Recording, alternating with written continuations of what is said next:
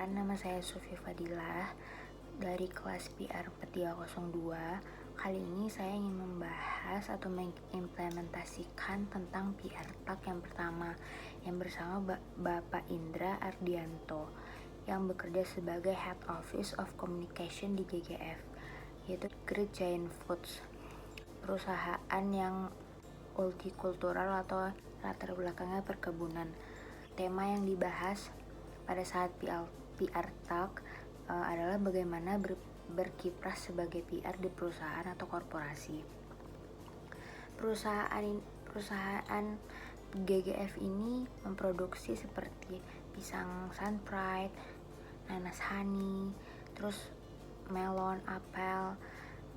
Juga perusahaan ini juga memiliki pabrik nanas terbesar di dunia.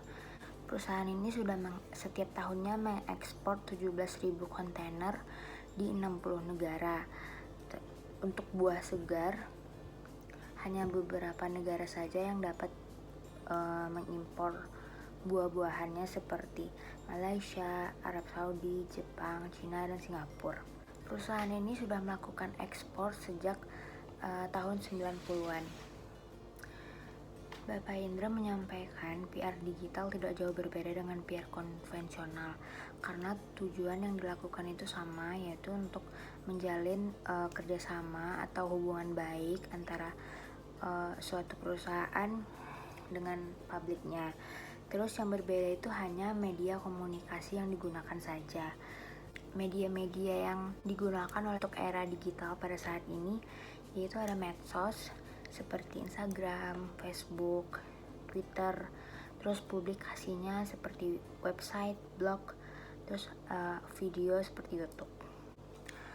Untuk PR di GGF itu sendiri, mereka punya media aset seperti IG, FB, Twitter, YouTube, dan web. Terus mereka juga melakukan corporate event, yang dimana setiap tahunnya itu pasti ada corporate event yang dilakukan oleh perusahaan. Lalu yang ketiga ada video production, yang dimana nanti itu ada banyak sekali video-video yang dibuat oleh perusahaan untuk memperkenalkan perusahaannya. Tidak hanya untuk memperkenalkan, tetapi juga membuat video-video yang bersangkutan dengan event-event hari-hari besar. Dalam membuat video atau konten, kita harus memperhatikan banyak hal seperti hak cipta, membuat video yang ada musiknya hati-hati bisa bisa kena pelanggaran juga. Terus yang tidak boleh mengandung unsur sara, menjatuhkan orang. Lalu ada juga salah penulisan, yang dimana nanti orang bisa salah mengartikan apa maksud dari kata-kata yang kita tulis. Untuk pembuatan konten sosial media, perusahaan ini selalu membuat planning setiap awal bulan untuk melihat konten apa saja yang akan dibuat. Seperti contohnya, misalkan bulan ini ada Hari Bumi, ada Hari Kartini, terus ada banyak hari-hari perayaan lainnya yang nanti kita bisa mengucapkan selamat, atau nanti kita bikin konten yang berhubungan dengan hari-hari penting tersebut. Tidak hanya itu, konten tersebut pasti nanti akan didiskusikan kembali untuk dipublikasikan di sosial media.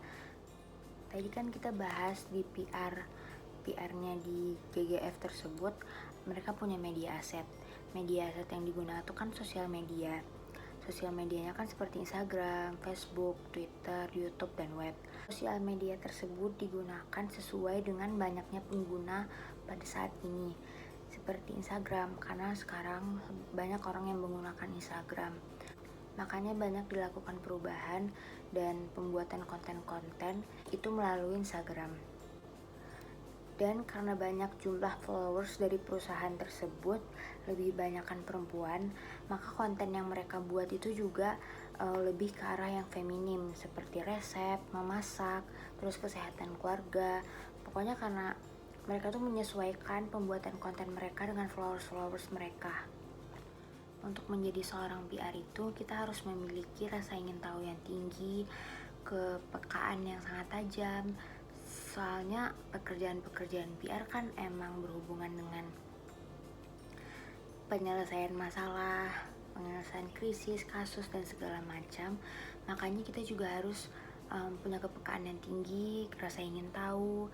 Terus kita harus bisa multitasking, karena tidak hanya satu skill saja yang diperlukan, tapi banyak sekali skill-skill yang harus dipelajari lagi untuk menjadi seorang PR yang profesional.